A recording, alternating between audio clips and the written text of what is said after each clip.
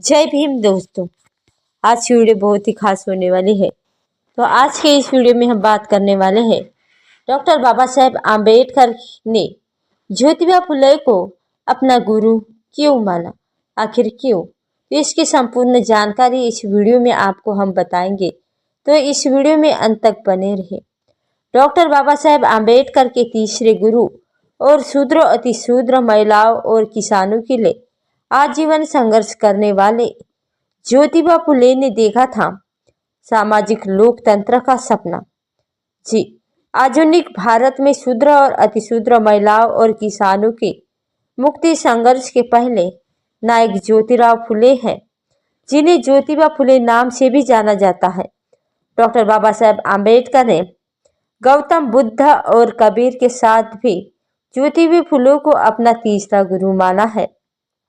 अपनी किताब शूद्र कौन थे, महात्मा फुले को समर्पित करते हुए बाबा साहेब आम्बेडकर ने लिखा है कि जिन्होंने हिंदू समाज की छोटी जातियों को उच्च वर्णों के प्रति उनकी गुलामी की भावना के संबंध में जागृत किया और उन्होंने सामाजिक लोकतंत्र की स्थापना को विदेशी शासन से मुक्ति पाने से भी अधिक महत्वपूर्ण बताया। उस आधुनिक भारत के महान शूद्र यानी महात्मा फुले की स्मृति में सादर समर्पित। महात्मा फुले ने जाति भेदभाव विवेकानुसार साल 1865 में लिखा कि धर्म ग्रंथों में वर्णित विकृत जाति भेद ने हिंदुओं के दिमाग को सदियों से गुलाम बना रखा है। उन्हें इस पाप से मुक्त करने के अलावा कोई दूसरा महत्वपूर्ण काम नहीं हो सकता। जबकि डॉक्टर बाबा साहेब आम्बेडकर अपनी चर्चित कृति जाति व्यवस्था का विनाश यानी एनिहिलेशन ऑफ कास्ट में ठीक इसी सिद्धांत को आगे बढ़ाते हुए जाति व्यवस्था के स्रोत धर्म ग्रंथों को नष्ट करने का आह्वान करते हैं। महात्मा ज्योतिराव फुले का जन्म 11 अप्रैल 1827 को शूद्र वर्ण की माती जाति में महाराष्ट्र में हुआ था और उनके नाम से फुले शब्द माली जाति के होने की वजह से आया है और उनके पिता का नाम गोविंदराव और माता का नाम चिमनाबाई था।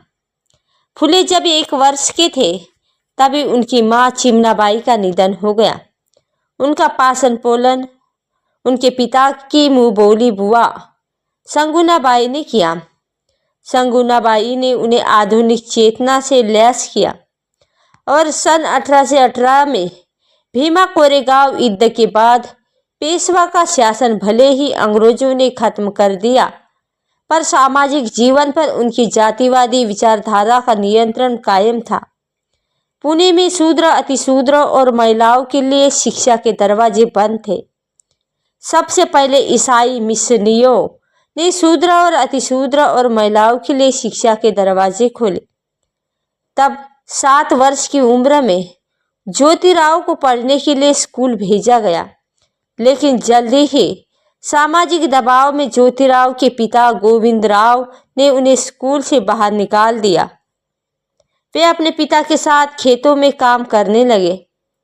उनकी जिज्ञासा और प्रतिभा से उर्दू फारसी के जानकार गफ्फार बेग ऑफ ईसाई धर्म प्रचारक लेजिट साहब बहुत प्रभावित थे।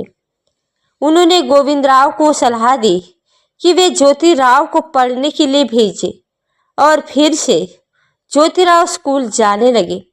इसी बीच 13 वर्ष की उम्र में ही 1840 में ज्योतिराव फुले का विवाह 9 वर्षीय सावित्रीबाई फुले से कर दिया और साल 1847 में ज्योतिराव कोस्टिन मिशन के अंग्रेजी स्कूल में पढ़ने लगे। यहीं पर होनहार विद्यार्थी ज्योतिराव का परिचय आधुनिक ज्ञान विज्ञान से हुआ। स्कॉटिश मिशन स्कूल में दाखिले के बाद ज्योतिराव फुले ने रंग रंग में समता और स्वतंत्रता का विचार बसने लगा। उनके सामने एक नई दुनिया खुल गई। तर्क उनका सबसे बड़ा हथियार बन गया। हर चीज को वे तर्क और न्याय को कसौटी पर कसने लगे। अपने आसपास के समाज को एक नए नजरिए से देखने लगे। तभी इसी दौरान उन्हें व्यक्तिगत जीवन में जातिगत अपमान का सामना करना पड़ा और इस घटना ने भी वर्ण जाति व्यवस्था और ब्राह्मणवाद के संदर्भ में उनकी आंखें खोलने में मदद की। साल 1847 में मिशन स्कूल की पढ़ाई उन्होंने पूरी कर ली। तभी ज्योतिबा फुले को इस बात का एहसास अच्छी तरह से हो गया था कि शिक्षा की ही वह हथियार है जिससे शूद्र और अतिशूद्र और महिलाओं की मुक्ति हो सकती है।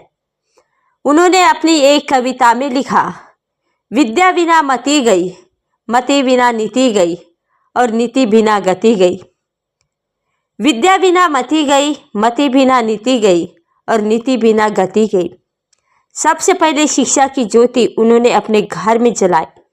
अपनी पत्नी जीवन साथी सावित्रीबाई फुले को शिक्षित किया, उन्हें ज्ञान विज्ञान से लैस किया और उनके भीतर ये भाव के विचार भरा कि स्त्री पुरुष दोनों बराबर है। दुनिया का हर इंसान स्वतंत्रता और समता का अधिकारी है।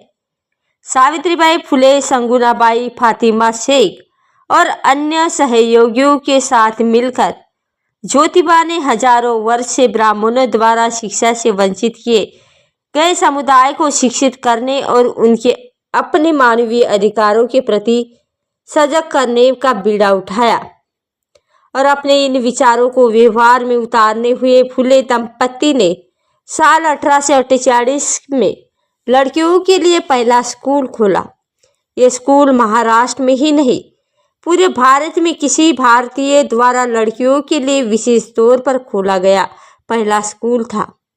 यह स्कूल खोलकर ज्योतिराव फुले और सावित्रीबाई फुले ने खुलेआम धर्म ग्रंथों को चुनौती दी। फुले द्वारा शूद्र और अतिशूद्र और महिलाओं को शिक्षित करने का उद्देश्य अन्याय और उत्पीड़न पर आधारित सामाजिक व्यवस्था को उलट देना था।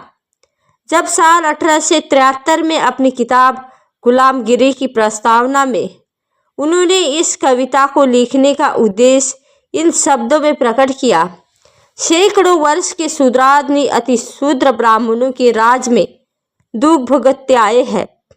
इन्हीं अन्यायी लोगों ने उनकी मुक्ति कैसे हो, ये बताना ही इस ग्रंथ का उद्देश्य है। महात्मा फुले जितने बड़े समर्थक और शूद्र और अतिशूद्रों की मुक्ति के थे, उतने ही बड़े समर्थक स्त्री मुक्ति के भी थे।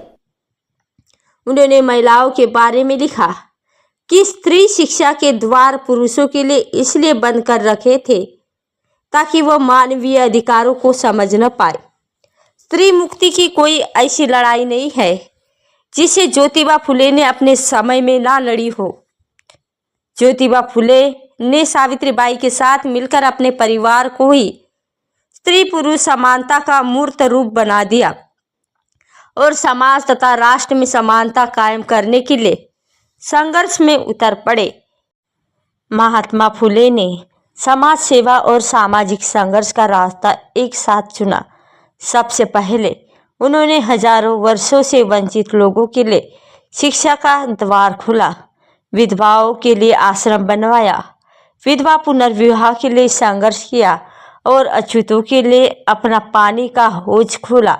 इस सबसे बावजूद वह ये बात अच्छी तरह समझ गए थे कि ब्राह्मणवाद का समूल नाश किए बिना अन्याय, असमानता और गुलामी का अंत होने वाला नहीं है।